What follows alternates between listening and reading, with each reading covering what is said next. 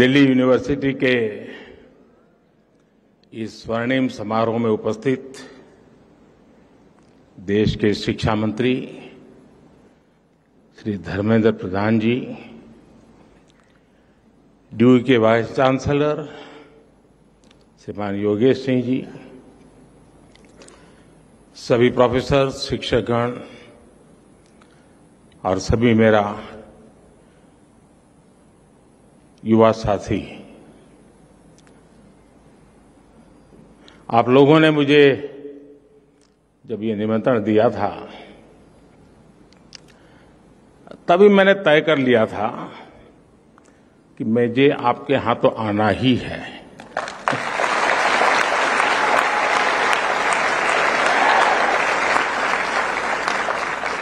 और यहाँ आना अपनों के बीच आने जैसा है।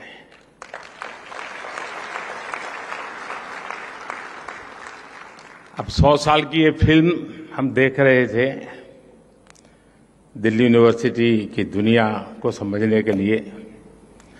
सिर्फ ये दिग्गजों को देख लेते तो भी पता चल जाता कि दिल्ली यूनिवर्सिटी ने क्या दिया है।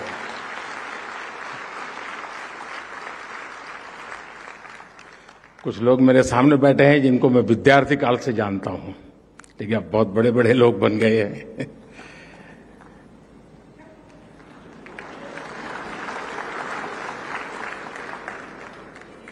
और मुझे अनुमान था कि मैं यहां जाऊंगा तो मुझे इन सब पुराने साथियों से मिलने का जरूर अवसर मिलेगा, और मुझे मिल रहा है।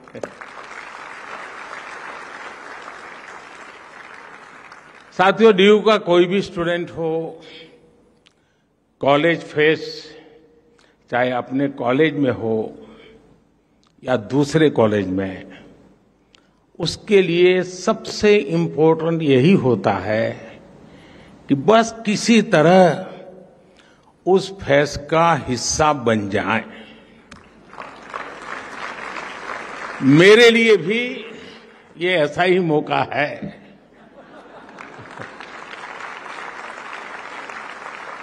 मुझे खुशी है कि आज जब दिल्ली यूनिवर्सिटी के 100 साल का सेलिब्रेशन हो रहा है तो इस फेस्टिव माहौल में मुझे भी आप सबके बीच आने का अवसर मिला है।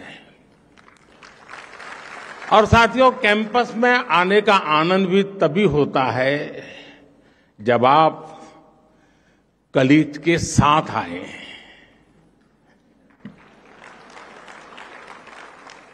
दो दोस्त चल दिए गप्पे मारते हुए, दुनिया जहान की बातें करेंगे, इजराइल से लेकर के मून तक कुछ छोड़ेंगे नहीं।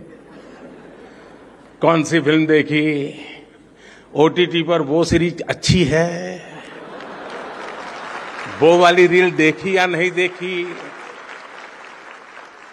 यानी बातों का अथाह समंदर होता है। इसलिए मैं भी आज आपकी ही तरह दिल्ली मेट्रो से अपने युवा दोस्तों से गपशप करते करते यहां पहुंचा हूं।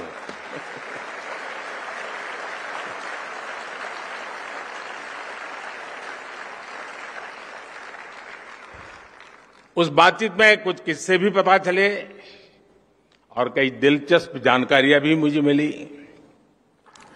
साथियों, आज का अवसर एक और वजह से बहुत खास है। ड्यू ने एक ऐसे समय में अपने 100 वर्ष पूरे किए हैं जब देश अपनी आजादी के 75 वर्ष पूरे होने पर अमृत महोत्सव मना रहा है। कोई भी देश हो, उसकी यूनिवर्सिटीज, उसके शिक्षण संस्थान उसकी उपलब्धियों का सच्चा प्रतिबिंब होते हैं। ड्यू की भी इन 100 वर्षों की यात्रा में कितने ही ऐतिहासिक पड़ाव आए हैं। इसमें कितने प्रोफेसर्स का, कितने स्टूडेंट्स का और कितने ही दूसरे लोगों का जीवन जुड़ रहा है। एक तरह से दिल्ली यूनिवर्सिटी सिर्फ एक यूनिवर्सिटी नहीं, बल्कि एक मूवमेंट रही है।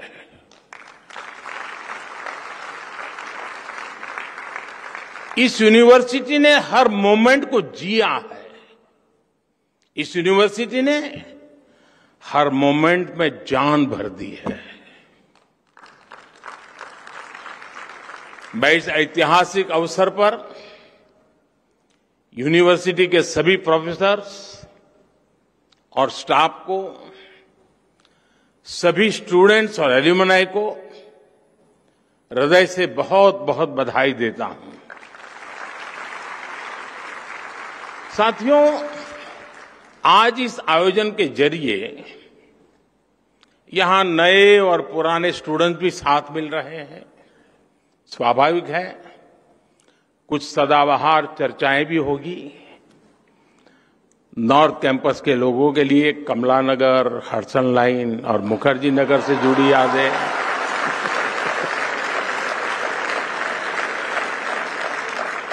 साउथ कैंपस वालों के लिए सत्य निकेतन के किस्से, आप चाहे जिस ईयर के पास आउट हो, 2 डीयू वाले मिलकर इन पर कभी भी घंटों निकाल सकते हैं।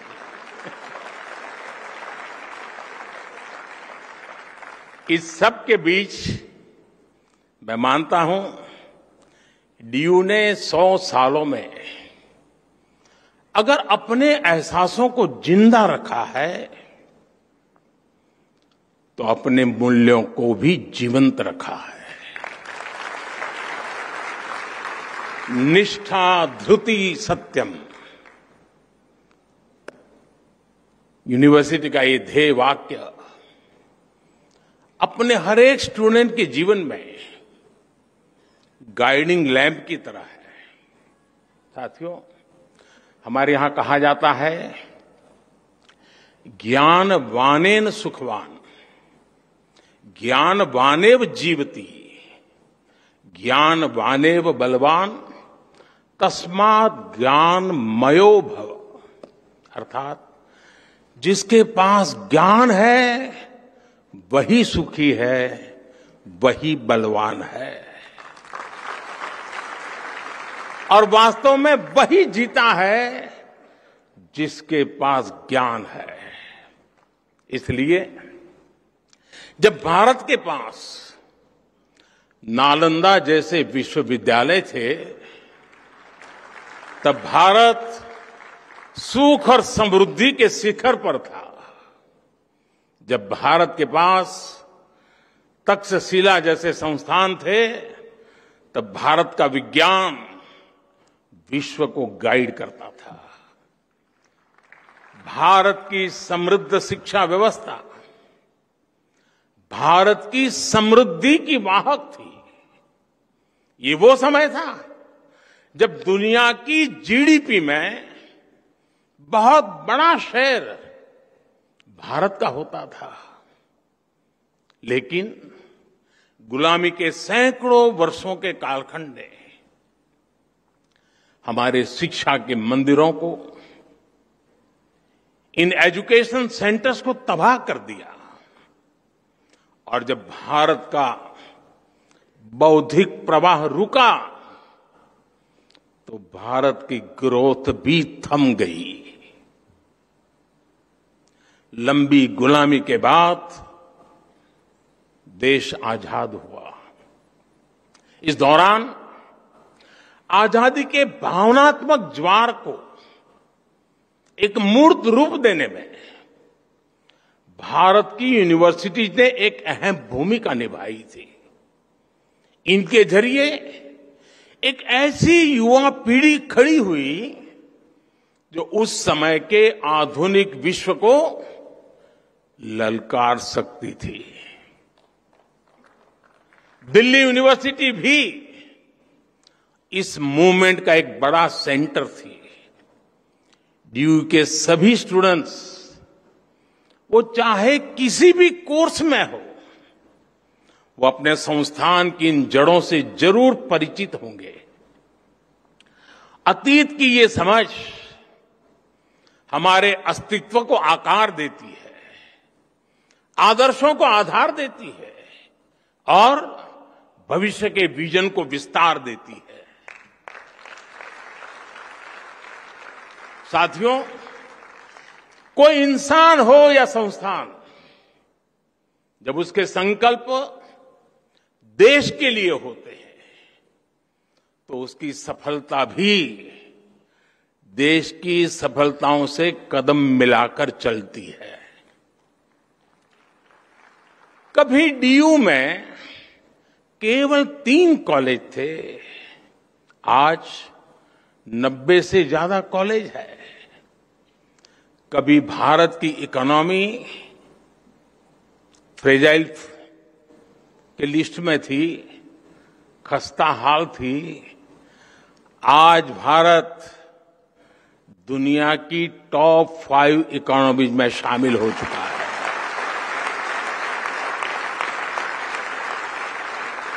आज डीयू में पढ़ने वाले लड़कों की तुलना में लड़कियों की संख्या ज्यादा हो गई है।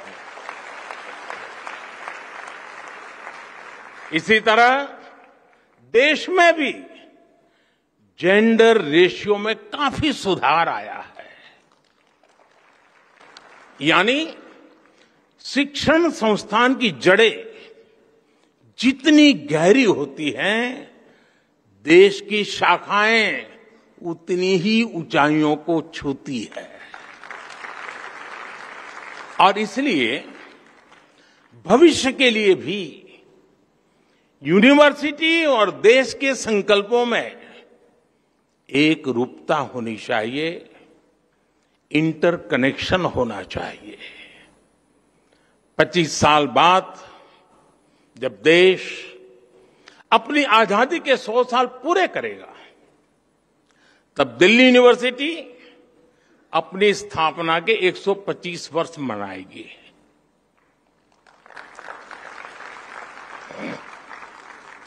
तब लक्ष्य था भारत की स्वतंत्रता।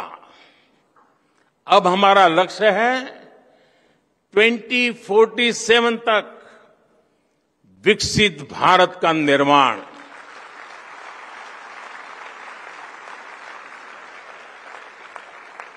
पिछली शताब्दी के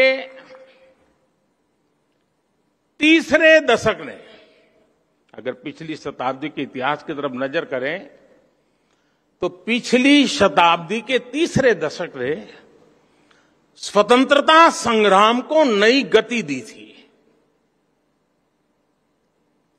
अब इस शताब्दी का ये तीसरा दशक भारत की विकास यात्रा को नई रफ्तार देगा।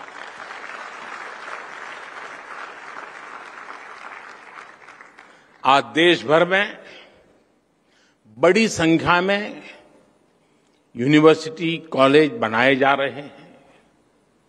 पिछले कुछ वर्षों में आईआईटी, आईआईएम, एनआईटी और एम्स जैसी संस्थाओं की संख्या में लगातार बढ़ोतरी हुई है। ये सभी इंस्टीट्यूट्स न्यू इंडिया के बिल्डिंग ब्लॉक्स बन रहे हैं। साथियों, शिक्षा सिर्फ सिखाने की प्रक्रिया नहीं है, बल्कि ये सीखने की भी प्रक्रिया है।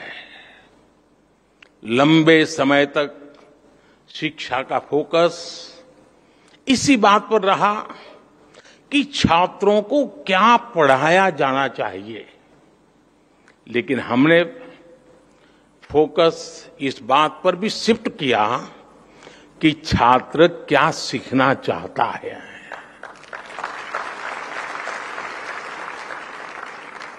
आप सभी के कलेक्टिव एफर्ट से नई राष्ट्रीय शिक्षा नीति तैयार हुई है। अब छात्रों को यह बड़ी सुविधा मिली है कि वो अपनी इच्छा से अपनी पसंद के विषयों का चुनाव कर सकते हैं। शिक्षण संस्थाओं की क्वालिटी बेहतर बनाने के लिए भी हम लगातार काम कर रहे हैं। इन इंस्टीट्यूट्स को कॉम्पिटिटिव बनाने के लिए हम नेशनल इंस्टीट्यूशनल रैंकिंग फ्रेमवर्क लेकर आए हैं।